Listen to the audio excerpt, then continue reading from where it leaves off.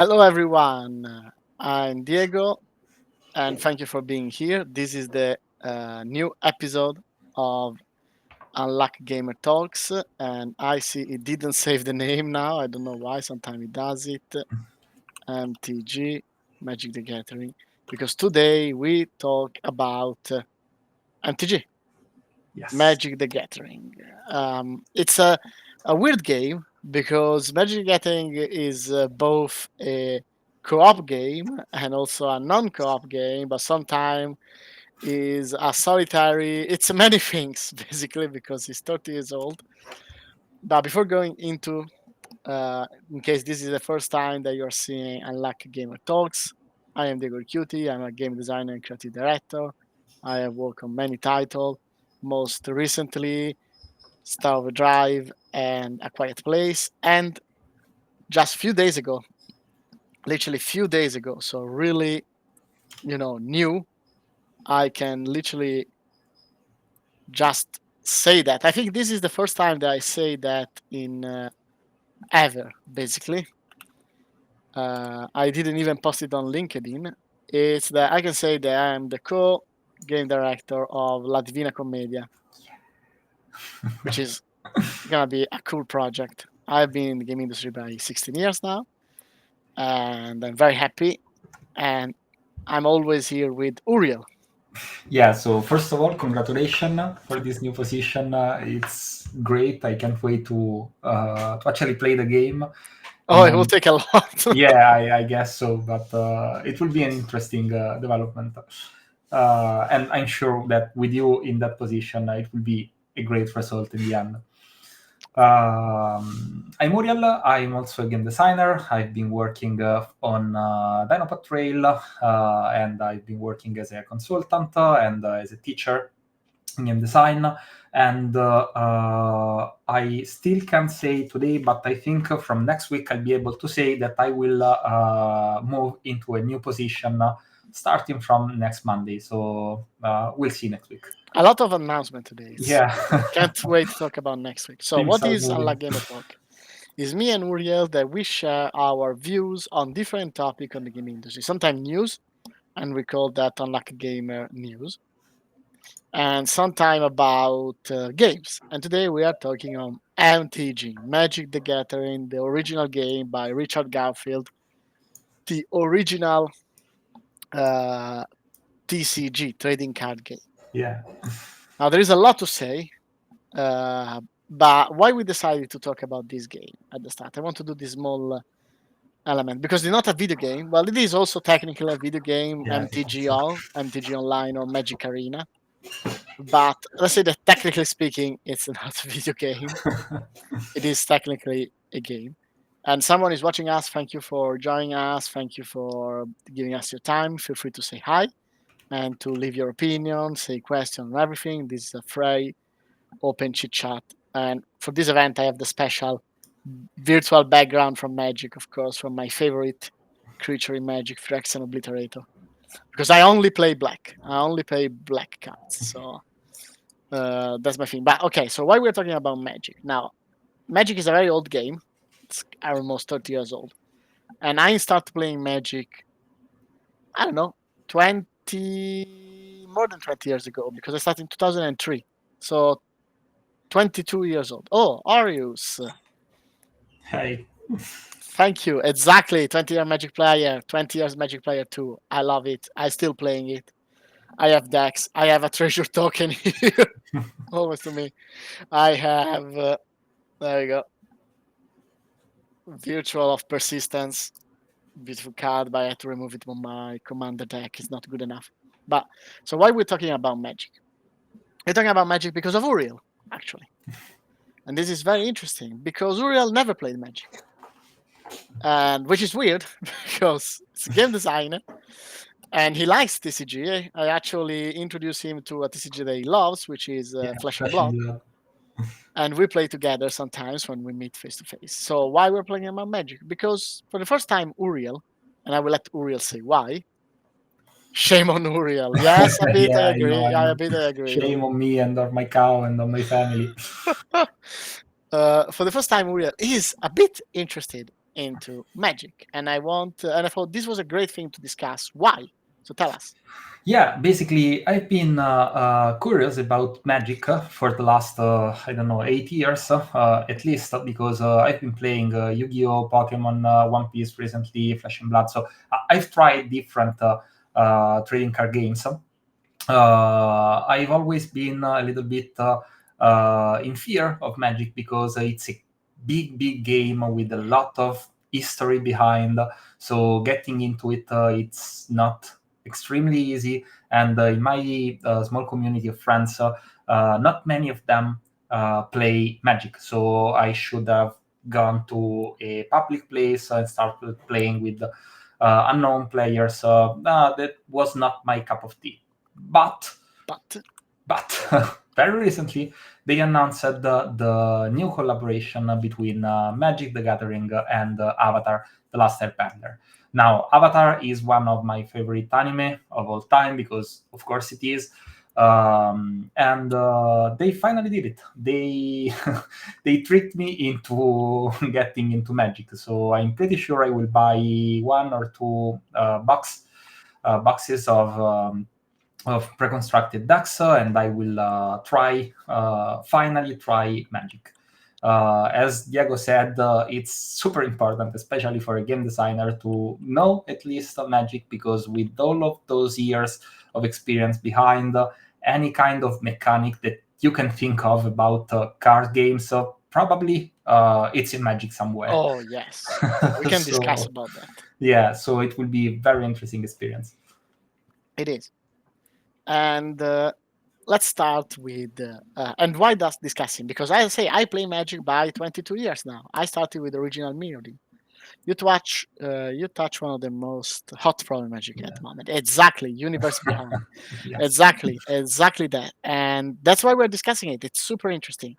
So, what is Universe Beyond for people that don't know that? It's how Magic talks about these things that started in basically the last let's say 5 years, but actually catch up very strongly in the last 2 years, which is creating cards that are not connected to Magic. I have here, I can literally take a random cards next to me, and you can say, "Oh, Diego, you prepared yourself?" No, I always have random cards next to me. Half of this house is covering Magic Yeah, stuff. I've been there. I can say it's true. It is really true. Also, someone else is watching us. Thank you for giving us your time. Please say hi and to have any question or comment. So one of the cards I have here come from this, for example, is from the last set in space, but this set is not Universe Beyond. It's still set in Magic Universe. While this card is from Final Fantasy, of course.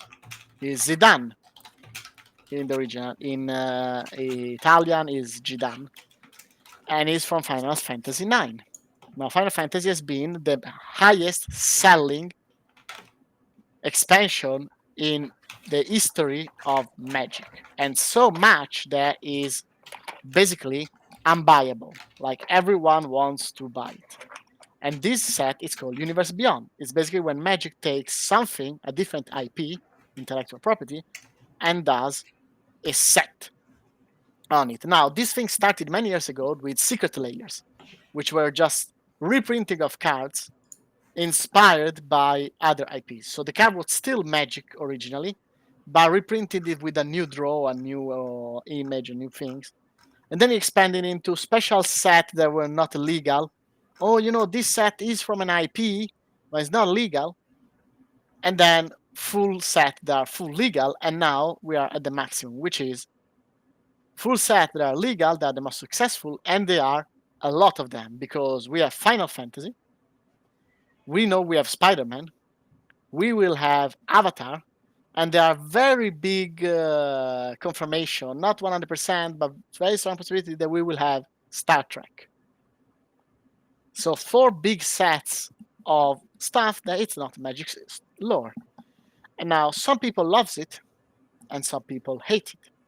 Some people adore this idea. I love, for example, Final Fantasy. I absolutely adore, and I don't care at all about the Spider-Man one. Zero interested. Also, Arius is saying, not only Cyberpunk, but single Final Fantasy cards are very expensive. By the way, the real problem in using resources is in standard. Exactly. Now we will arrive. I was introducing it, and yes, as I say, the most selling set of all time is Final Fantasy. It's super expensive. No one is selling. No one is doing it. It's everyone just keeping the cards. I have friends that literally bought boxes just to have the full collection of the set because they are huge Final Fantasy fan like me. Now, also, what is standard for people who doesn't know? Standard is basically the one of the type of legal tournaments in Magic. There are many, usually standard, pioneer, explorer, modern, legacy, vintage, commander, outbreaker. There are many things. Standard is the one that usually has the most recent cards for a certain amount of time. Now it's been increased in 2 years and things like that, but that's another stuff. And so I was saying, some people loves and hate this. And why is it interesting? Well, it's interesting because we have Uriel.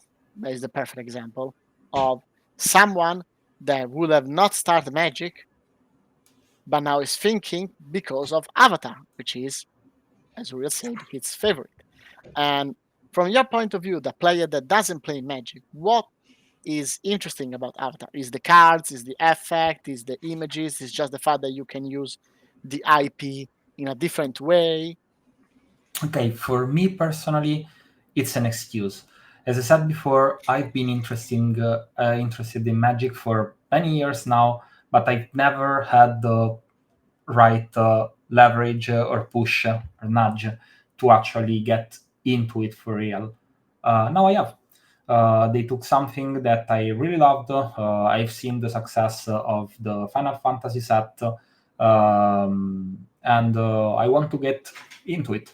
So I want to see the new cards literally from a aesthetic point of view. So the arts, I know that they cook pretty good artworks for the cards. So I'm very curious to get some of those.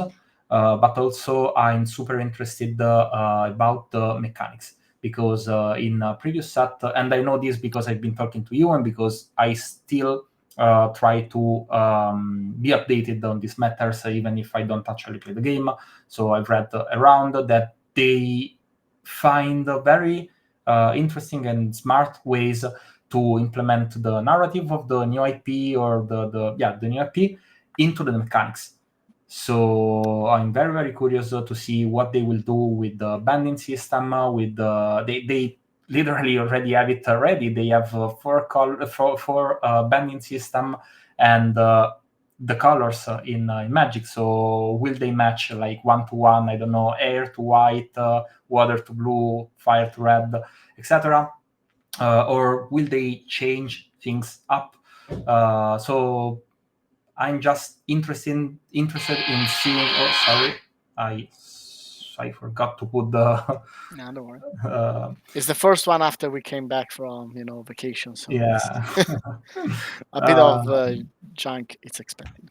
Yeah. So that's it. I'm very very interested, but I was already interested from before. So this is like the nudge that I missed. Perfect.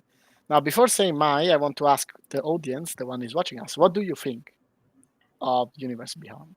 Are you okay, against, and because it's a very complex topic? Because, for example, from my point of view, there are some Universe Beyond that say they absolutely adored. Oh, yeah, Uriel is the new Wizard of the Coast target profile, but in the last 10 years, Wizard changed a lot of card design to reach more people and becoming more easy game. That is absolutely true. That's a very interesting point that I stuck out before even talking about. Yes, now a lot of rules in the last 10 years in Magic have been changed in order to make the game more accessible. One of the most simple that I remember is Mana Burn. Mana Burn was the idea that if you tap or produce mana that you don't consume until the end of the turn, you get damage. Is a punishment. And this was a strong punishment. Basically, the idea was like, hey, if you don't manage correctly your resources, you will get punished. Now, mana burn is gone. If you don't use your mana, it just disappears. Nothing wrong happens. You just unuse it or wasted resources. The punishment is the waste. Now, Why doing this? Because of course Magic is a complex game. It's incredibly complex game. So much that if you go a tournament, you need judges because they need to discuss rules. Because sometimes me too, I try a new card and I think I have no idea how this card interact with potentially these many things. And if you actually go and read the real rules of Magic, not the playing rules, but the actual rule, is a book like this. In fact, judging is sometimes a paid job. And when I started, it was a paid job by receiving special cards. That's like how Wizard paid for judges. It was like, hey, you judge for this tournament. I give you a special print of this card that will be valuable because we know that the card is valuable, and with this special art will be more valuable. And so basically, it's your payment. Kind of also interesting about cutting taxes with payment and things like that. Yeah, they use maths and special stuff for that. I've got a friend that does the judging Yu-Gi-Oh tournaments. Exactly. So he knows. So Magic is becoming easier. Why? Well, from that point of view, is because Magic, as every live game, needs people. Magic is a community-based game. For example, I'm super happy and super recently I got back very strong in Magic, more than my usual being in Magic that never disappeared, because I found a strong community of Commander people that plays Commander.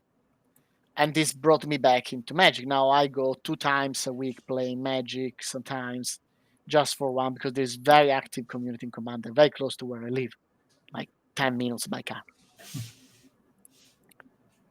I was judged many years ago, and also the tournaments are quite different now. Yes, absolutely. There are many, many things to talk about. So one of the things that Wizard, of course, is attracting more people. If more people play Magic, more money gets, and it's easier for new people to meet and play Magic. And of course, it's easier for old people that play Magic for many years to find new players, because at the end of the day, I want to play with my cards. That's the concept.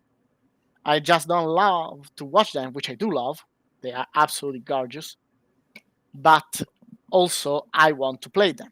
I want to try my deck. I want to improve. I want to, try weird combination. I literally just built today a Yargol Voltron commander deck, which sounds so stupid, and I can't wait to try it and see if it works or not. I know it doesn't work. But of course, there is another point that some people loves Magic for the history of Magic, for the card. Like here, and I didn't choose this on random. It's my favorite card, which is Phyrexian Obliterator, which comes from Phyrexia, which is, let's say, the classic villain of Magic. Let's say it's the most iconic villain. It's not a single thing, but it's a collective. But it's the most iconic. And I love the story of Phyrexia. I loved Urza versus Phyrexia. I love the new story of New Phyrexia, although the ending was not super great. So and so. And so it's a bit weird that sometimes you have Phyrexian Obliterator versus Spider-Man, or versus Sephiroth, or you have, like, literally, I was this Saturday in a friendly Commander tournament, and I had Gunty, Lord of Luxury, and my opponent had Iron Man. And I was like, okay, that's strange. Now, why it looks strange? Because to me, Iron Man doesn't belong in Magic. Not that I say that I truly believe, but from a lore point of view, it doesn't belong. It's weird. It doesn't fit the team. And of course, this is a bit of a dissonance from the world. But at the same time, to me, these things happen also on set. That's my view. Sometimes there are sets like Bloomberg that I didn't like at all, because seeing Liliana of the Veil as a chimpank, or seeing the big enemy being a snake, which makes sense because you are rabbits and squirrel and frogs, so the snake makes sense, is the evil, and lizards. It was still strange, and it was like, okay, yes, I have to believe that this planes is, and even with the last set that I adore, which is Age of Eternity, which is set in space and in set is in magic space, it was still like, oh, okay, so now we have spaceship, and this spaceship also have magic, and we have black hole. So sometimes there are sets that are very classic high fantasy, some sets that are not high fantasy, and some sets that are weird to me. And to me, Universe Beyond, and now I will leave you, of course, talk about from your point of view. Yeah? It's not something that I'm 100% happy with it, but it's more than happy to accept it if it brings new player, and sometimes I get the sets that I like Final Fantasy. For example, I didn't like the set of Doctor Who. I didn't like the set of Spider-Man. I will enjoy the set of Avatar, not as much as Uriel. I love Avatar, but I'm not a super mega fan of Uriel. I love the Final Fantasy set, and I hope that in the future they will do a Star Wars set. I don't think it will happen though, because Star Wars has its own trading card game, so it will be like a slightly conflict. So for me, Universe Beyond, it's something that, yes, of course, potentially, if I could have 100% successful Magic without necessarily having so many cards, I am the word so many cards not belong to Magic IP, I might be happy.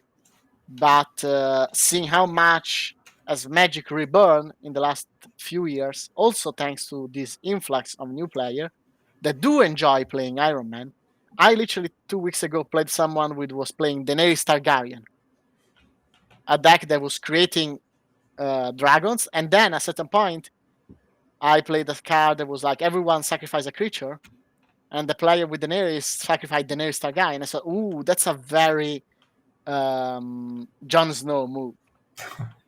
And he was like, oh, "Okay, you're right. I don't sacrifice Targaryen. I sacrifice one of the dragon."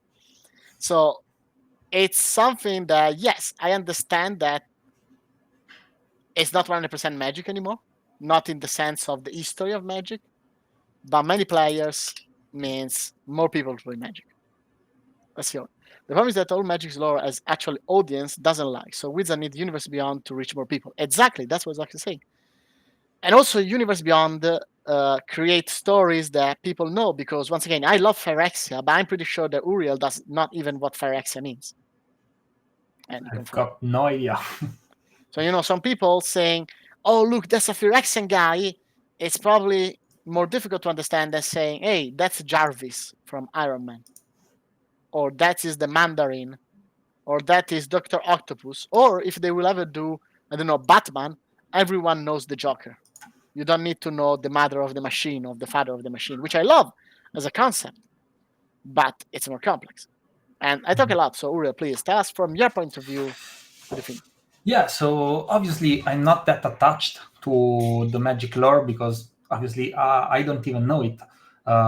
So it would be very hard for me to defend. No, they should just keep it without changing anything because I don't know the lore behind.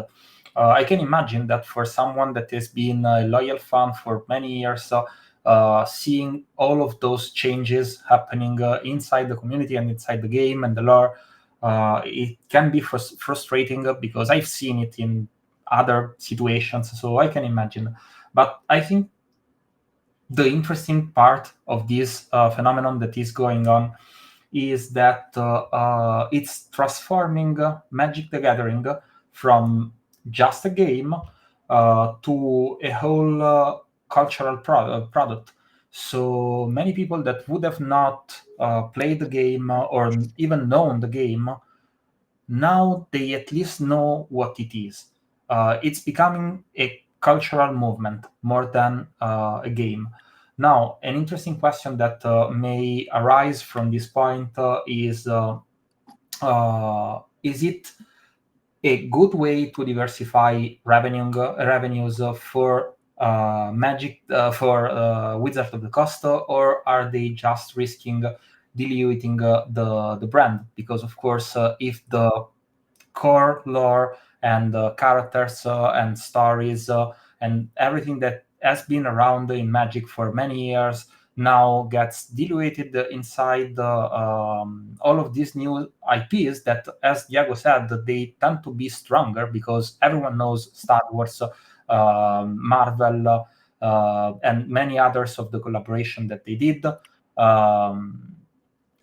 So these are more commonly known IPs compared to the IP and the story of Magic the Gathering? Is this a risk? Are they taking advantage? Is this just a short-term good thing? I think this would be interesting to discuss. How will this play on the long run? That is like two super interesting points that I didn't talk about it, and so thank you for bringing it up.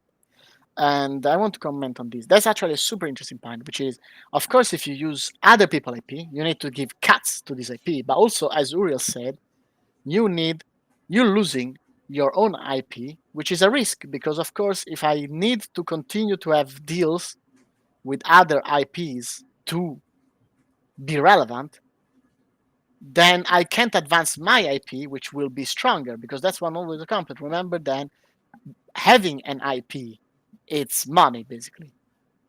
So this is super interesting because, of course, yes, and that's actually something that is happening right now. You don't know, but basically, Phyrexia, actually, new Phyrexia, was the last big, let's say, Avenger Endgame story in Magic.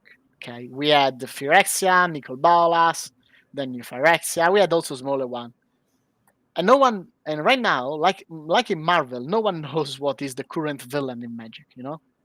They said Magic Wizard of the Coast said, "Oh, we are building the new big arch, big story." And this is common, Magic usually have like a story arch, then a bit of random set to, kind of like reset the pace, Yeah, to manage the pace, of course. and then rebuild the things. And sometimes it takes ages. Phyrexa took like 15 years to be finished. That's a very long thing.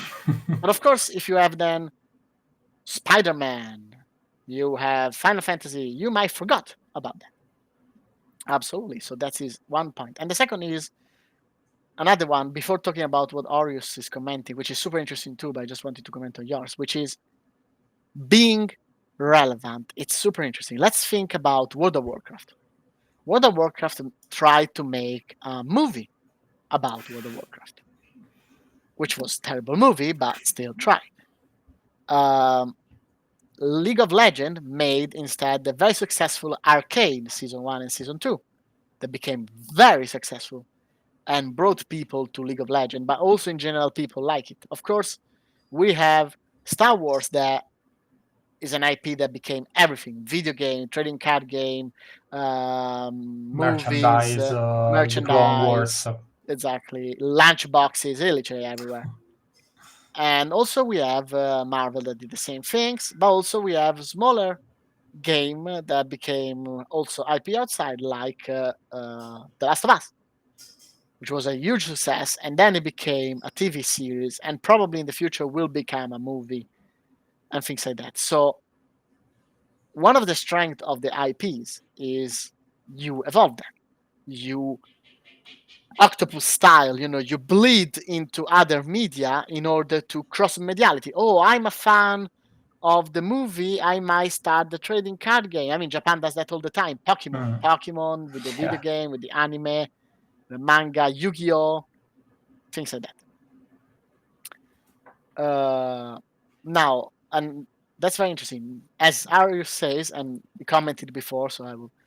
Magic always fails about the lore, but the question is why Magic needs the lore. Now, why Magic fails about the lore? I 100% agree. It always fails about the lore because in Magic, the lore it's very difficult to explain because it's a lore about the multiverse, multiple planes.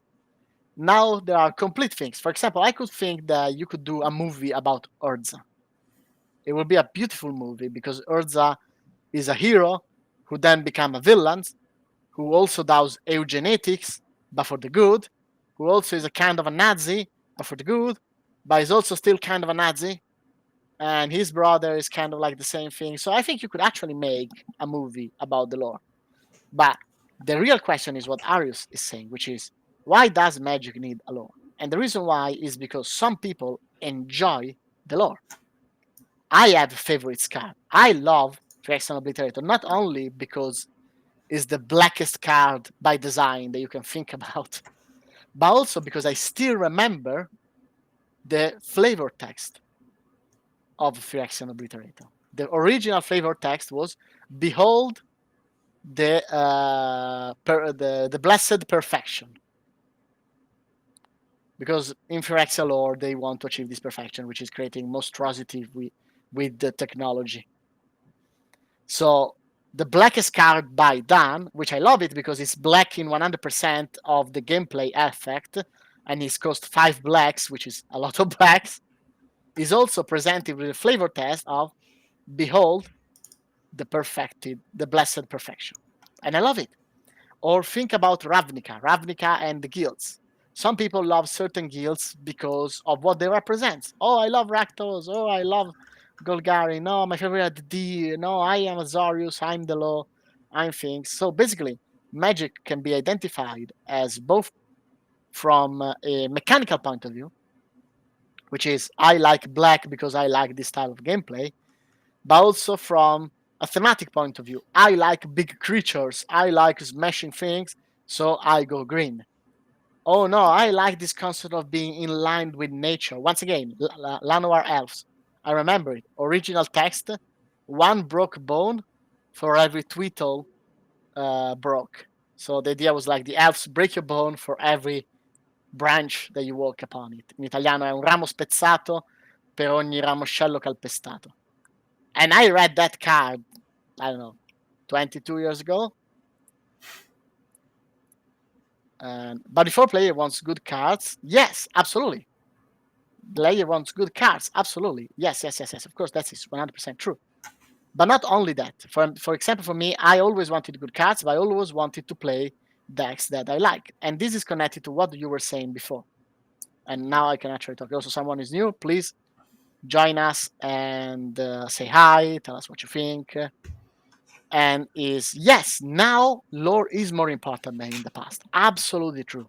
Absolutely true. 100% true. Why? Because mechanics can be copied. That is the problem. So think about Magic. Now, Magic is the first original TCG.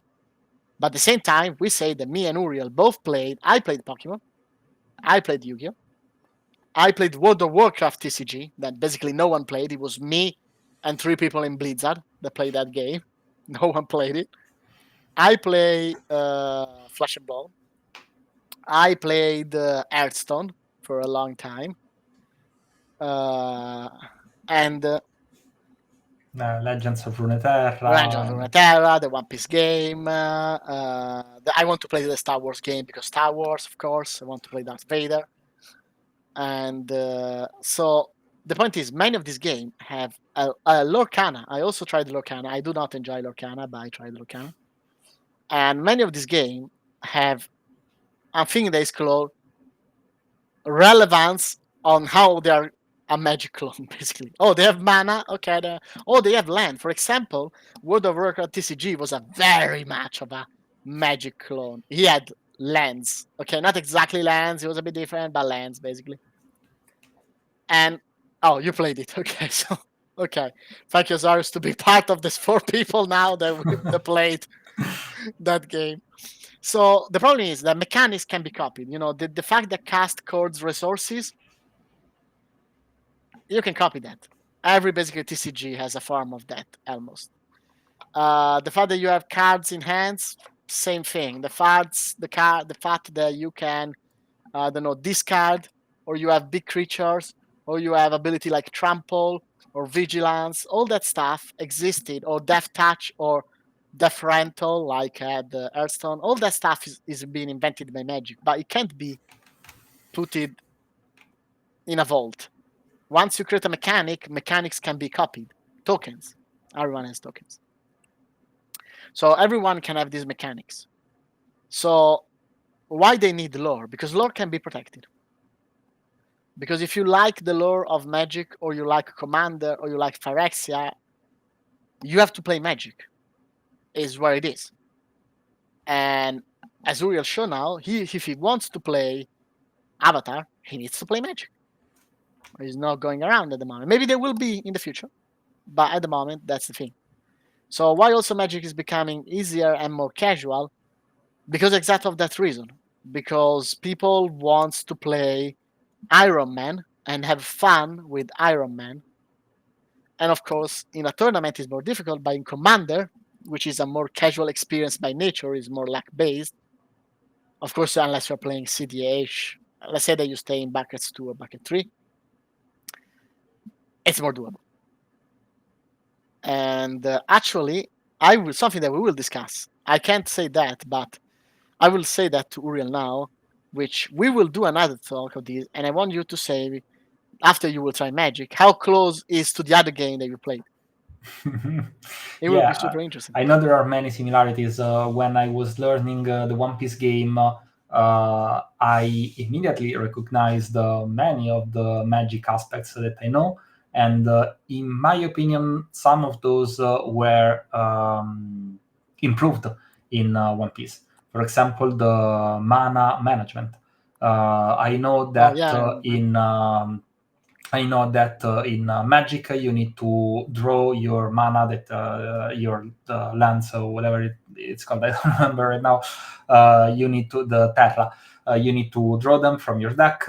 And if you are lucky, you draw and you build your deck correctly. Of course, you draw exactly what you need, but you can be unlucky and not draw any or not enough oh too lands much. to play, or exactly or the opposite. Now you have a hand of only mana. You don't know what to do with Mana that. Screw, Color Screw, and Mana Flaunt. These Yeah, are the. so I can imagine that feels terrible It for a is player. terrible. Yeah, because you're not playing basically.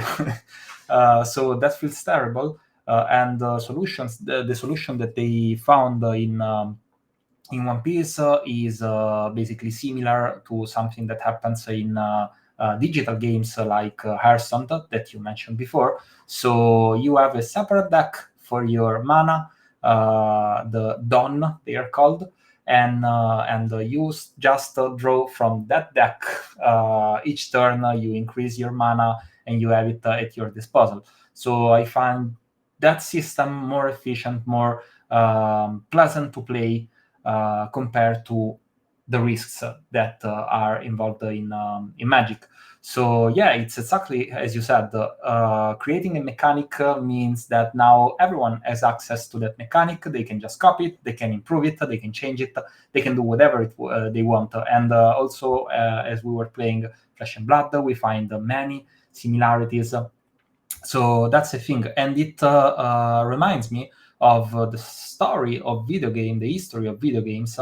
That's exactly what happened when we look back at Atari and the first, and even before that, they created the Pong. Let's start with that. And it was not even the first. Pong No, was already a copycat of another game that already existed before, but tennis for two. Basically, what happened in a few more months, not even 1 year, we had like so many different tennis games on the market. And what was the strategy at the time? The big companies, like for example Atari, they invested everything in coming up with new game every time. If I keep innovating, you can copy me, but you will always stay behind. And that was the main force of the industry up until we got to the IPs, the big IPs.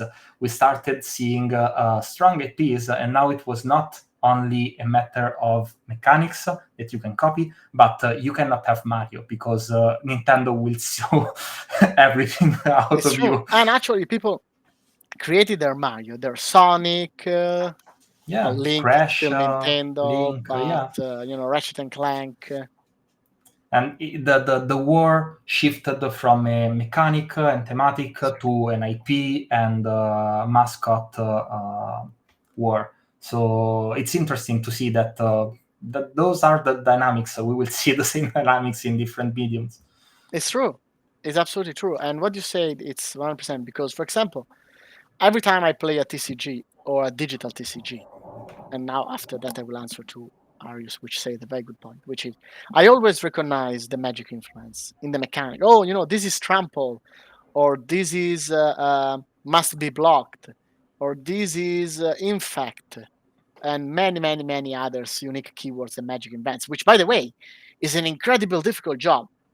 Like being a magic designer, it's incredibly difficult because, of course, you need to create mechanics with the limit of paper and other limit. For example, people don't like shuffling their decks, so shuffling too much is boring and slow the game.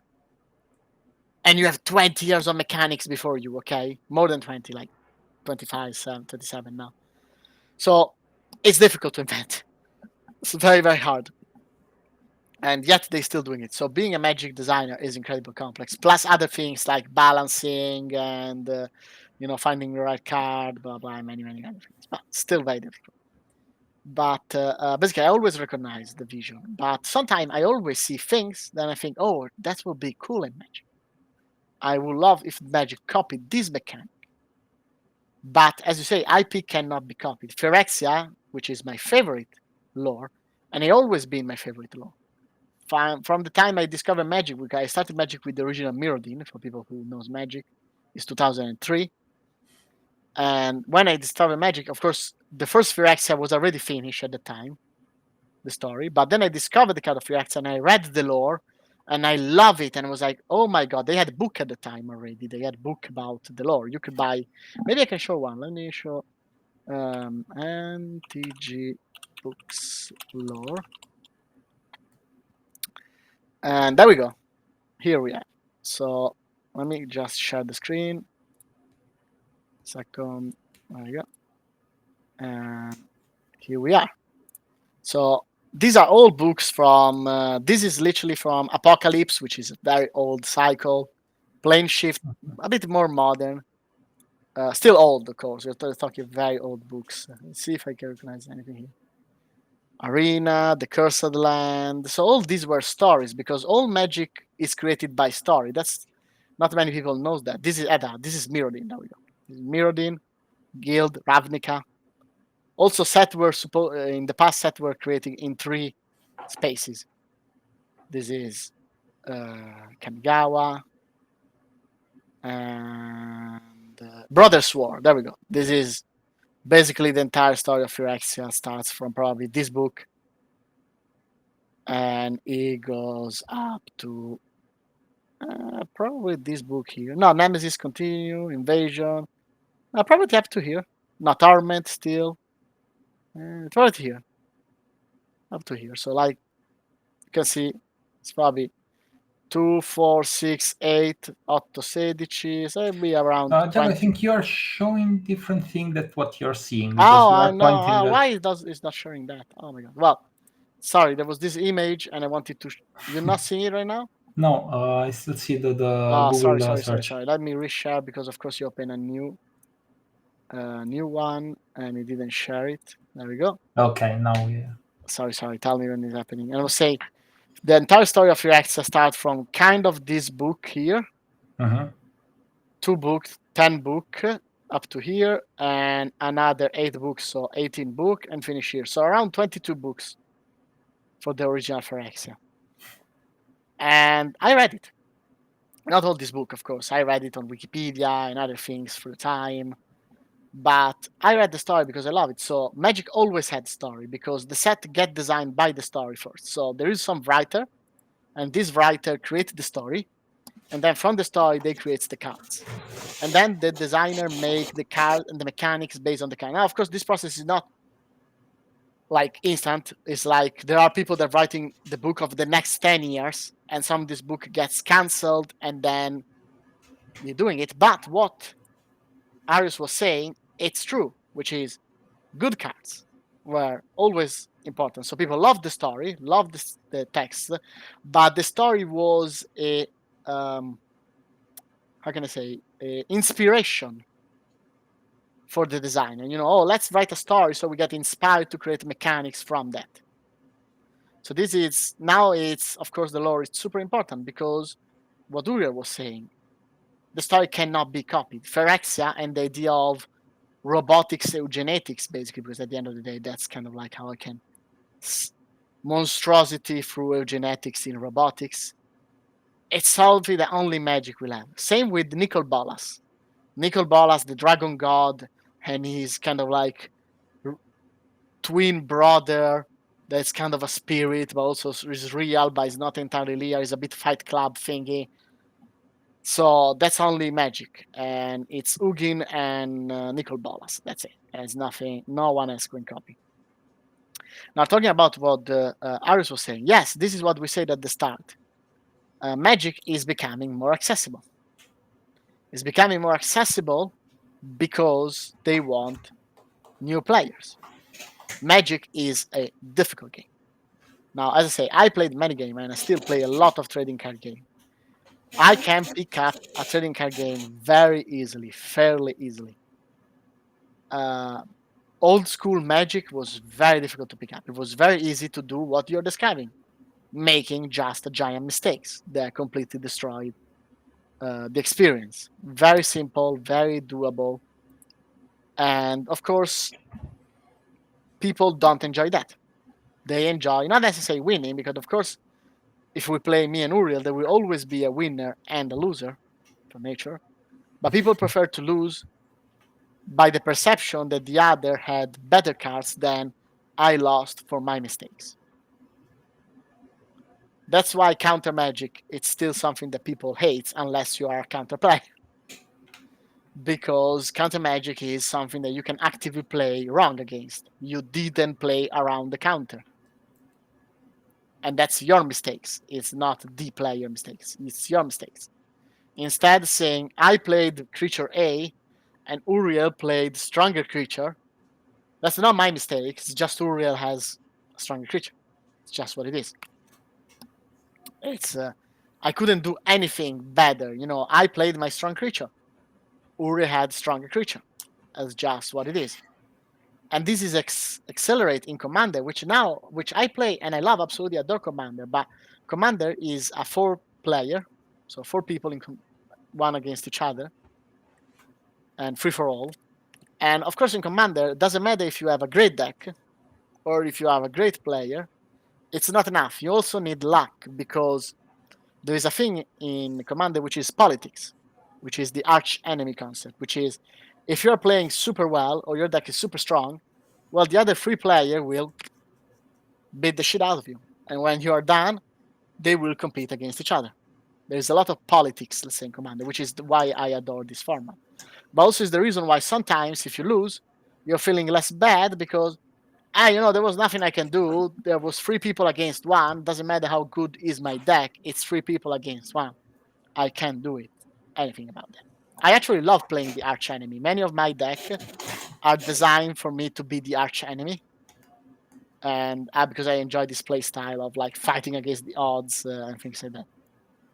But there's a lot of things. So yes, Magic is becoming easier to attract more people because of what Uriel said. Now the question is exactly what Uriel said. Is this a short term or a long term? Will this make Magic continue to flourish, or is Magic flourishing now because it's doing short term and diluting the IP in the long term? That's something that we don't know. The only thing I can say is that for sure Magic needed to try new things, and he always constantly try new things because it was the original TCG. But there are many, many, many TCG right now. And Magic still need to convince me to spend my money on Magic instead of Yu-Gi-Oh, Pokemon, Flesh and Blood, Star Wars Unlimited, Lorcana, One Arcana, Piece, One Piece, and many others that I forgot because I yeah, simply don't know. Dragon Ball, Gundam. Dragon There are Ball. so many that are coming out. So he needs to convince me on that, and not only me, because of course, once again, many players. I said that at the start. I replaying Magic a lot right now because I found a community next where I live, and this makes me play Magic because I want to play with people, not only with my mind. And this is why Control Next in all form can be played, and Wizard want it because counter and removal are unfair. Exactly. It's not that they are unfair. Counter, not way less removal. Removal are still very present, and they still give you a lot of removal. Final Fantasy had some of the best removal I saw in Magic. For limited, of course, not in general Magic, but for limited gameplay. But yes, you absolutely agree. Do you prefer Magic now or Magic 2003? Fantastic question. And very difficult. I would say that I prefer Magic in 2003 because it was more difficult and more rewarding. But I also remember that in 2003 and many other years after, I played Magic with basically my best friend and 3 other people. It was very difficult. I went to Milan. I was playing Tana del Goblin, a Milan place that was overpacked. Blues Brothers was another one that failed. Right now, instead, I play Magic with basically everyone, or sometimes no one, through Arena, which is everyone and no one because you're playing with random people that you don't met. And so I prefer original Magic, but original Magic, I played it less than I play current Magic. And I'm happy to play Magic. I want to actively play Magic. So for me, and that's what I said at the start, is a necessary compromise. Because I want to play Magic. I want to play Phyrexian Obliterator. I want to play my mono black deck. I only play mono blacks. I want to play my mono black. And to do that, I need people to play Magic. Now, of course, would I have loved if you do only Phyrexian and everything? Yes, of course.